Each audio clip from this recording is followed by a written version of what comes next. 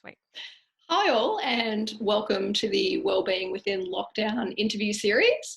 Today joining me is Jaclyn Cunningham. Jaclyn is a teacher, social worker and youth worker, and she's going to speak to us today about how to support teenagers through the COVID crisis. Hi Jack, how are you? Hi Nat, yeah, really good. Yeah, thanks for having me on. It's great to be here. Great to chat to you. Beautiful to have you on. So tell me, I'd love to hear a little bit more for a start about you, about who you are, what you do and who you work with. Can you tell us a little bit about that? Yeah, absolutely. So I've been working with young people for just over a decade. This year, my role has been 2 days a week in a high school, so teaching science in a high school, and obviously navigating all of the recent changes around that, and 3 days a week working as a social worker with the youth homelessness service, so working with young people that can't live with their family for whatever reason or have been in out of home care and are now experiencing homelessness. So I'm working from home. This is my home a lot of the time at the moment. And yeah, in the last 3 years, I've also been working creating and running a Rites of Passage program, which has been an in-person 4-day retreat with mums and teenage daughters, really around building the connection of that relationship and bond and supporting that transition from like child to adult, specifically with girls, but a lot of the same processes are used in boys programs as well. Amazing work that you're doing there. Thank you. Beautiful. So tell me, relative to all of that, since you've been, because you're at home as well at the moment now, right? What have you, in talking to everyone that you know through those retreats and through your history of the work that you've been doing, what are you hearing's going on right now, both for parents and teenagers? What do you think's their greatest challenge that they're facing at the moment? Yeah, so obviously the transition with schools closing and being online learning has been huge for young people around losing their peer connection and losing that school routine, the overwhelm of trying to learn a whole new way of being a student, and it's been for teachers as well, and also for parents. There's been a big loss of our routines and structures and normal ways of life, which is a big grief experience for I think everyone, and then this overwhelm in trying to re-establish new routines. And yeah, for young people, I think it's really specifically around navigating that change from losing peer connection, re-engaging in a different way of schooling, and as you've said, I haven't had lots of in-person contact with the families that I work with, but obviously the stresses that exist, and there's a whole diversity of experiences obviously as well for families with what else might be going on, but the additional stress of what's going on with COVID is definitely leading to more conflict in the home. There's been higher rates of domestic violence reported. So stresses, and even without that extreme of domestic violence, just stress and conflict, and being able to maintain healthy relationships with all of that else, with all of those other factors going on, and maintaining healthy connection. It's really challenging. And actually, I think something I really want to share is that none of us are doing it, perfectly well, and everybody will be having challenges with that and breakdowns with that and conflict with that, and that's really important to be gentle with ourselves. Absolutely. It's really big. Yeah, that's huge, right? Because there's a lot of things that are kind of exploding right now, or at least opening up for people that might have been pre-existing things for them, right? Yeah, absolutely. Yeah. So with parents in particular. Yeah, so any, I guess, existing conflict that was underlying in a parent-child relationship, parent-teenage relationship might be exploding right now. Parents don't have their normal outlets of work and things like that, and the same for young people. So I also do feel like it's really an opportunity to reflect on what's important for families and what's important in those relationships, and what kind of supports and routines are helpful right now and what's not. And it can be an opportunity to use these major challenges to work through some of that stuff also, and kind of re-establish something quite solid. So beautiful breakthrough potentially. Potential. Yeah, for sure. Okay, so what do you think in that respect for both the teenagers and the parents? What support do you think they need right now? Yeah, that's a really good question. And I guess, again, this diversity of experiences that's happening for people and that needs to be acknowledged is really important. And I feel for families, it's about acknowledging that we all do need support, and finding kind of, if there is external services that need that, or there's so many resources online at the moment with suggestions which are really valid and really helpful around maintaining routines and maintaining self-care and all of that. My suggestions and the way we work in building and really transforming relationships in the retreats that we run is really around connection and sharing stories with each other. So I think for parents especially, it's really important to acknowledge that the emotions they might be feeling, the challenges that they might be having, what's going on for them. I think it's really helpful for young people if parents can share the stories of what's going on for them. The young people we talk to, they actually want to have better relationships with their parents, and they want to understand what's going on for them more so. So it's especially for teenagers, this is a time anyway that there's this shift from being an adult-child relationship to being where adults, transitioning to become adults, these teenagers, and we're actually in this together. So to be vulnerable and share about challenges that you're experiencing as a parent can be really helpful, and also to really listen to them. There might not be the challenges you're assuming that they're having. Some young, I have young people that I work with who are already quite introverted and isolated, and nothing much has really changed for them, to be honest. So even me as a worker with them having this stress about what's happening isn't quite so relevant for them. So it's really about listening. What's the biggest challenge for you in this? What's really going on? How can I support you? And parents really asking their kids, what is it that you actually need from me? What's challenging for you?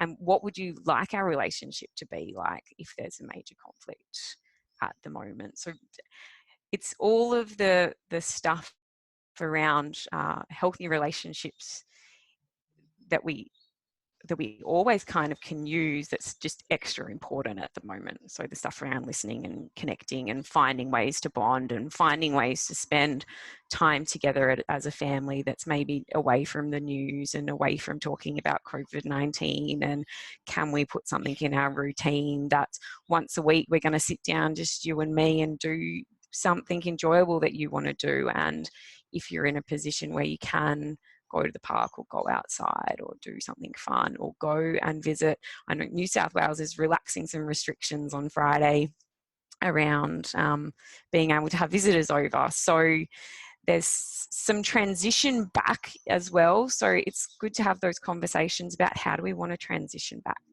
Not transition forward, I guess. How do we want to move forward? How do we want this to look for us as we move forward as a family? Beautiful. I think certainly it can just help, can't it? Having just more opportunities to just a bit of variety and something else in the midst right now. Yeah. I was going to ask you, I was going to ask you as well, in terms of parents approaching those conversations, do you have any suggestions for the parents out there around how anything that can help in sort of approaching, particularly if they're kids, like you were saying about some of the more introverted ones, or the ones who might be more likely to withdraw into their room and kind of give the single word sort of responses. It's because it can be sort of two ways, can't it? It can be the single word responses, or it can be explosive responses depending on what's going on at the time. Do you have any suggestions about, for the introverted ones, how to approach those kind of conversations or set those up? Yeah, absolutely. So I think firstly, as a parent, it's good to reflect on, what's your needs and what's their needs, and not to take things personally if that's where a young person's at. So not to react with too much hurt or anger if they don't actually want to talk right now, and actually giving them that space. I think coming first with I understand you don't want to talk right now, and that's okay, and I'm here for you, and I care about what you might be going through, and if you do want to come and let me know what's going on, I'm here for you when you want to do that. I think that's actually a really good starting place, because like forcing the conversation will get more walls actually. And yeah, I think that would be my suggestion. Great. Yeah. And what about for the parents? Because I know it can at times be tricky to maintain your center in amongst that, particularly when this is your child, right? So you're stressed about, well, I wish I knew what was going on with them, and I want to help get some control over this situation, so I understand them better, so I can help them do something. And parents have that innate urge to want to, kind of get some control in there. And like you're saying, sometimes that can kind of get in the way of respecting the teenager needing to just have their room to, I do or I don't want to engage. Yeah. What are your suggestions for the parents in how to nurture themselves, I guess is a good word for that, when they feel like, they're in the space where the teenager needs a bit of space, but they have to step back? How do they nurture themselves through that? Does that make sense? Teacher and a social worker, and it's really easy and normal to become emotionally reactive when I want this for you, and why aren't you doing it? It's really frustrating, and feeling like I'm a failure because this situation isn't working out. I've had a young person in this situation who had a scholarship for a private school, wanted to go to university, had been in out of home care. Like, this was a really, amazing opportunity for him. He lives by himself, and he has just completely disengaged with the online learning. He's like, I can't do it. I can't self-motivate. I can't do it. I'm not doing it. I'm just not doing it. And has dropped his ATAR, which is in New South Wales, the university level entrance course, to do non-ATAR so we can finish year 11 and 12, but has sacrifices this opportunity, which I have an emotional reaction to, because I'm like, but this young person is 18, and actually he needs to be given autonomy and agency over what his decisions are. And I guess in answer to your question, there's the emotional nurturing, like the really reflecting, what's my reaction here really about, that I want to control, that I want to fix, that I want to rescue, that I want to make everything okay, when actually everything's not okay. And it is a really scary world for young people to be growing up into, and the instinct to protect is really real and beautiful and valid. So to journal, to reflect, to feel those feelings and take some time out, and all the mindfulness practices, all of the this is my stuff I'm going to reflect on kind of practices, and then listening. And there's a dance between that, depending on the age. If a young person is 14, it might be too early to say, well, you can make your own choices and have your own consequences, because they're still also learning to make the links between actions and consequences, and parents do play a role as guide, and say, if you're not engaging with school and this may only be for a short period, but it'll be harder to get into the routine when you go back to school. It may be harder to certain pathways, or there's other options, there's other consequences that could happen. So making that clear for young people what the consequences of their behaviors currently are, and if parents have boundaries in their house around, we all have dinner together, otherwise this is the consequence for you in this family if you're not willing to participate. That's also really helpful as parents, just to have clearly set up boundaries that aren't emotionally reactive to a specific situation, that are already known by everyone. Well, if you're going to stay in your room all through dinner, and disengage from this time we've agreed on as a family, then the consequences of that are whatever it has been agreed on. And I think there's the emotional nurturing kind of strategies, and there's the really practical, how do we manage a house and how do we have boundaries and consequences. It's not easy. No. I'm not saying it's easy. learning in progress, right? Yeah. So is there anything else that you feel like, if there was one thing in particular that you wanted to share right now that you think could be really helpful to parents everywhere, that you think would be the most key piece of advice that you could give them right now for the COVID crisis, what would it be?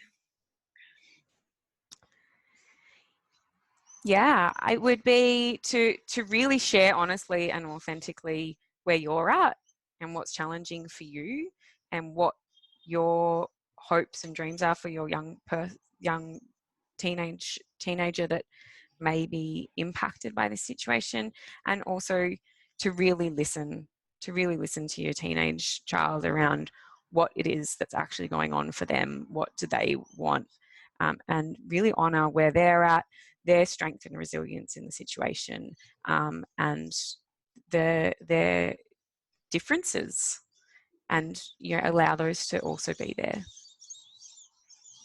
Cool. Thank you. Nice. So you have a couple of things that you've got set up at the moment in terms of supporting mums, in particular the Mindful Mums e-course. Did you want to tell me a little bit about that and how that can help right now? Yeah, absolutely. So the Mindful Mums e-course was created pre-COVID-19, but it's all of those relationship tools that are extra important right now. So there's stuff around mindfulness, there's stuff around boundaries, there's stuff around really reflecting on your values and how they may be different from your teenagers' values, and about listening and negotiating with teenagers. So there's a lot of tips and tools in there around reflection. There's some guided meditations, and there's some general information and in there around things as well, like teenage development phase. So the development phase they're in, their specific needs right now, which is some really great stuff for parents to understand clearly as well. Brilliant. So what do you think is the key thing that is the thing that parents will generally come away from that with, and what's the flow-on benefit for their teens? Yeah, for me, a lot of this stuff, well, all of this stuff is stuff that I've used in my practice with teenagers. So it's really been the tools that I've used to shift from being reactive as a teacher and to be more centered and grounded and calm as a teacher and working with young people. Beautiful. Yeah. Excellent. Thank you for sharing that. So when is that one, or how does, if anyone's listening to this who might want to access that, when's that beginning and how will they access that? Yeah, so there's a sign-up form on my website, which we can put a link in the comments, I believe. So it's a simple matter of going onto that link and putting your details in. It's a 5-day email series that comes out, and then you can also reply to those emails to me with any questions and specifics of what might be going on for you. Beautiful. Excellent. Was there an additional Zoom circle to that as well? Yeah, which would involve contacting me just by email if you wanted to come. I'm happy to share my email address as well. So that is going to be not this Saturday, next Saturday, so the 9th at 10 a.m. with another woman, Kamya. So she works with us on the Rites of Passage retreats. She's got 2 adult daughters. So we'll facilitate for the mums specifically some sharing around what they might be going through with their teenagers. It's a really beautiful opportunity to listen to some diversity of experiences, and also to share and to learn from how other mums are managing the situation, the challenges they're having, the successes that they're having. So really beautiful opportunity to connect with other mums and really learn from each other. Excellent. Beautiful. And so we'll pop the details for all of this in the comments that go with this post. And so if you want to access that, you'll be able to access that, or pass it on to potentially someone who you think might benefit as well, who immediately comes to mind. The details will be in the comments there for you to access either the course or the circle there with Jack. Great. Thanks. Beautiful. No worries. Thank you. Thank you so much for being here and joining us today, and pleasure. Sharing a bit of your wisdom with us. Thank you very much. Pleasure. Been beautiful to have you. Awesome. And stay tuned to the comments all. Thanks for joining us as well, for checking this out. We really appreciate you coming today, and love to hear your thoughts, feedback, comments about the interview, or what your experiences have been around this too. Feel free to share with us. We'd love to hear. Awesome. Absolutely. Yeah. Thanks, everyone. Beautiful. Thank you. And we will chat to you soon. Great. See you next.